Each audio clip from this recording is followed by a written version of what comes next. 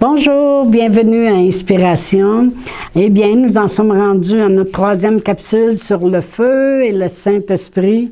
Et c'est tellement important, plus qu'on pourrait le penser, si nous voulons demeurer fermes et obtenir toutes les choses qui doivent être promises dans la parole de Dieu et les saisons dans lesquelles les grands mouvements de l'Esprit doivent se faire. Bien, moi, je veux participer à tout, je ne veux pas être à côté, je veux être pendant des choses, amen. Mais c'est tellement important en maintenant le feu et le Saint-Esprit. Et c'est le titre de les capsules pour ce mois-ci, le feu et le Saint-Esprit. Dans notre première capsule, on a vu qu'on a été baptisé si on a accepté le baptême du Saint-Esprit. Lorsque Jésus, c'est lui qui baptise, nous a baptisés, bien c'était de feu et du Saint-Esprit. On a parlé dans notre deuxième capsule de réanimer cette flamme-là. Maintenant, on va regarder des façons que certaines personnes dans la parole de Dieu ou qu'on peut faire pour ranimer justement cette flamme à l'intérieur de nous. Parce que l'apôtre Paul, lorsqu'il parlait à Timothée, dans 2 Timothée 1,6, il disait « Je t'exhorte à ranimer la flamme du don de Dieu. » Alors, que tu as reçu par l'imposition des mains. Oui, l'apôtre Paul, je veux dire Timothée, avait reçu par l'imposition des mains un don. Il dit ranime-le. Mais vraiment, chacun de nous, on a un appel que l'on ait reçu cet appel par l'imposition des mains ou que ça a été seulement déposé dans notre cœur ou en lisant la parole de Dieu, on a reconnu des endroits comme Jésus a reconnu l'endroit où il était écrit « L'Esprit est sur moi » dans Isaïe, que ce soit en lisant la parole, qu'il y a des choses qui ont été placées dans notre cœur, il faut les ranimer. Comme l'apôtre Paul disait à Timothée, de ranimer. Alors, mon désir en parlant du baptême, du feu et du Saint-Esprit, c'est qu'on réalise que vraiment, il veut, puis il doit brûler à l'intérieur de nous. Il veut, ce feu-là, le Saint-Esprit veulent tellement travailler et ils doivent le faire pour qu'on puisse expérimenter les choses que Dieu nous a données en Jésus-Christ par sa grâce. Amen. Mais on a vu que plus ce feu-là est là, ça brûle la paille et ça éprouve les œuvres. Et vraiment, ça éprouve les mauvaises œuvres pour garder les bonnes œuvres, justement. Les mauvaises œuvres, moi, je dirais, c'est la négativité, c'est les lamentations, c'est les murmures, c'est la critique, c'est les choses qu'on fait avec notre tête au lieu de les choses que Dieu a déposées dans notre cœur. C'est les choses, les mauvaises habitudes, les choses qu'on prend trop de temps dans le naturel, puis très peu de temps dans le spirituel. Toutes sortes de choses. Dans 1 Thessaloniciens 5, 19, ça dit « N'éteignez pas l'esprit ». Alors, on sait que l'esprit peut être, en anglais, ils disent « quench », ça veut dire quasiment écrasé, étouffé. N'éteignez pas l'esprit. Le baptême de feu et du Saint-Esprit, ça va vraiment ensemble. Amen. Alors, il faut tenir en feu ce qu'on a reçu, ce qu'on reçoit, puis ce qu'on va continuer de recevoir. Voyez-vous, des fois, je parle à des gens, puis ils ont de la misère, supposons, à récolter financièrement, ça va mal, puis je leur dis « Hey, t'as fait ça, moi je le sais que t'as semé à un moment donné, même dans ma propre vie, t'as fait ci, t'as fait ça, va fouiller dans ton jardin, va ranimer les choses que t'as fait, ranime. » On dirait que le monde, il laisse les choses s'éteindre. Ou des fois, je vais prier pour quelqu'un qui est malade. Et puis, je vais dire, écoute, parce que le diable est un menteur, il va essayer de revenir des fois avec des symptômes. Mais toi, ranime. En réalité, c'est ce que je leur dis lorsque je leur dis, rappelle-toi, supposons, exemple, le 21 novembre, on a prié ensemble, tu as reçu. Alors, tu fais juste dire non, non, non, pas de symptômes. Parce que le 21 novembre, j'ai reçu par l'imposition des mains la guérison que Jésus s'est acquis à la croix. Ranime ce que tu as reçu.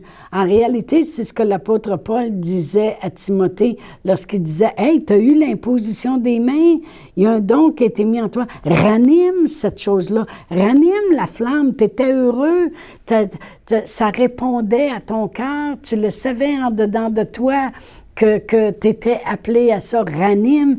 Mais moi, je fais la même chose lorsque je prie pour quelqu'un pour la guérison. Je leur dis, quand ça voudra s'éteindre, puis il y a des symptômes qui viendront pour essayer d'éteindre ce que tu as reçu, ranime. Dis non, j'ai reçu la parole de Dieu. Dis, j'ai eu l'imposition des mains. Et voici ce qui accompagne ceux qui croiront. Ils imposeront les mains, les malades seront guéris. J'ai reçu la guérison.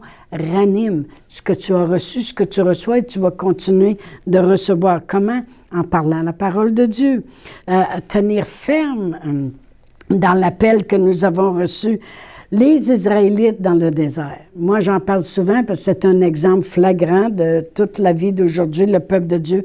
À chaque obstacle qu'ils faisaient face, au lieu de ranimer qu'est-ce que Dieu avait fait la fois d'avant, il laissait le feu s'éteindre. Parce qu'au début, la flamme abaisse. Après ça, le bois, il est tout parti. Après ça, il y a des braises. Après ça, les braises, ils deviennent de plus en plus petites, puis ils s'éteignent. Puis il ne faut pas.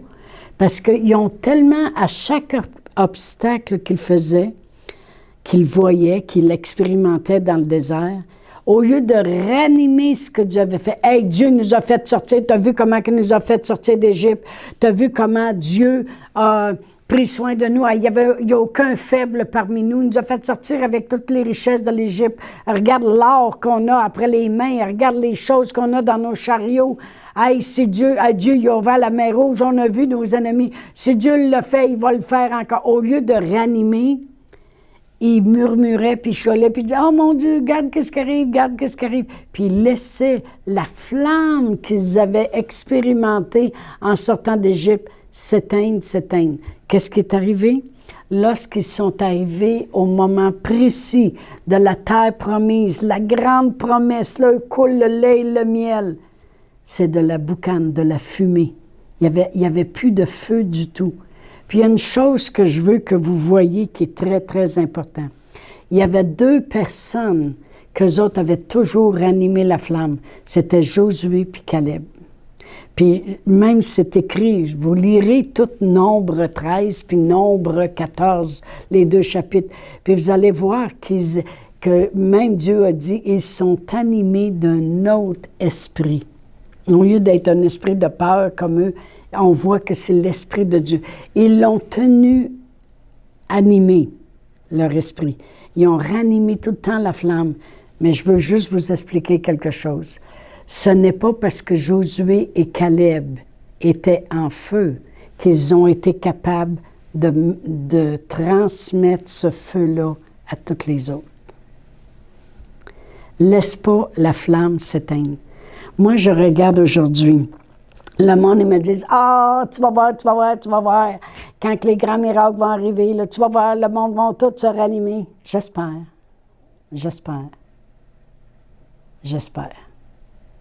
Parce que même si Josué puis Caleb étaient en feu, puis on dit « Non, on a juste à monter, on a juste à y aller. Hey, Dieu est avec nous. Eux autres, le monde, là, même si c'est des géants, ils vont nous servir de pâturage. On va piler dessus, on va gagner. » Ils n'ont pas été capables de ranimer la flamme des autres. Vous réfléchirez là-dessus. Pourquoi je dis ça? Parce qu'il y a des gens qui reculent pour rien. « Oh, je vais prendre un temps de recul. Oh, tu sais, là, l'Église. » Je veux vous dire quelque chose. Lisez Apocalypse. Dieu, il ne parle pas au corps de Christ.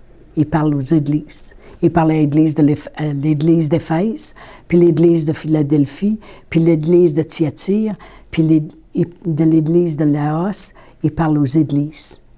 Les églises sont importantes. Il s'attend que les églises vont faire le job, puis il s'attend que les églises vont... Jésus est mort pour son église. Il a donné sa vie pour son église. Alors, c'est très important. Amen. Mais je vais revenir ici. Josué puis Caleb, même si eux avaient toujours ranimé la flamme, puis il y avait cette flamme-là, ils n'ont pas été capables de ranimer la flamme des autres. Pensez aussi aux 10 vierges, qu'il y en avait 5 qui se promenaient avec l'huile, le Saint-Esprit, puis le feu, la lampe. Puis les autres se promenaient juste avec le lampe comme ça, mais une petite main dans le monde, une petite main avec la lampe. Mais quand c'est venu le temps d'entrer vraiment dans la bénédiction de Dieu, eux autres n'ont pas été capables de suivre parce que le flamme s'était éteinte. Rallumez la flamme. Ayez l'huile, ayez la parole. Amen. Mais je voulais vous faire réfléchir sur Josué et Caleb, qui n'ont pas été capables de ranimer les autres, parce que c'était rendu... Comme je disais, c'est dur de repartir un feu quand c'est complètement éteint, puis c'est juste de la cendre. C'est difficile. J'ai déjà essayé, puis j'ai boucané la maison bien des fois. Amen. C'est difficile. Anyway, comment garder le feu? Proverbe 26, 20. Vous allez voir que c'est un feu pour d'autres choses, mais ça nous dit quand même quelque chose. Proverbe 26, 20, ça dit « Faute de bois, le feu s'éteint. Et quand il n'y a pas de rapporteur, la querelle s'apaise. » On sait très bien ici qu'il parle d'animer un feu de querelle, là, OK? Que plus que moi, j'avais une de mes tantes qui était bien forte là-dessus. Elle, c'est dans une soirée, elle essayait toujours de picosser des petits souvenirs par en arrière, puis elle voulait toujours attirer la chicane, OK?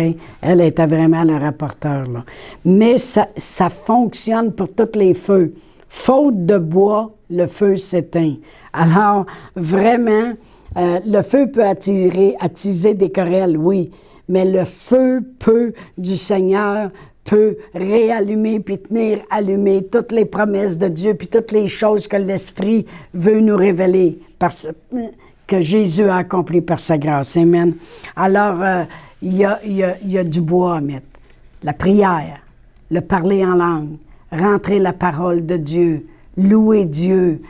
L'apôtre Paul faisait toutes ces choses-là. Autrement dit, faire les choses de l'Esprit. Amen. Maintenir le feu. Amen. Un exemple aussi que je peux donner. Est-ce que peut-être un d'entre vous avait amené quelqu'un au Seigneur dernièrement? Qu'est-ce que ça le fait d'agir sur la parole? À chaque fois qu'on amène quelqu'un au Seigneur, ça ranime la flamme de notre salut. À chaque fois, on est comme... Ça fait un regain à l'intérieur de nous de comment...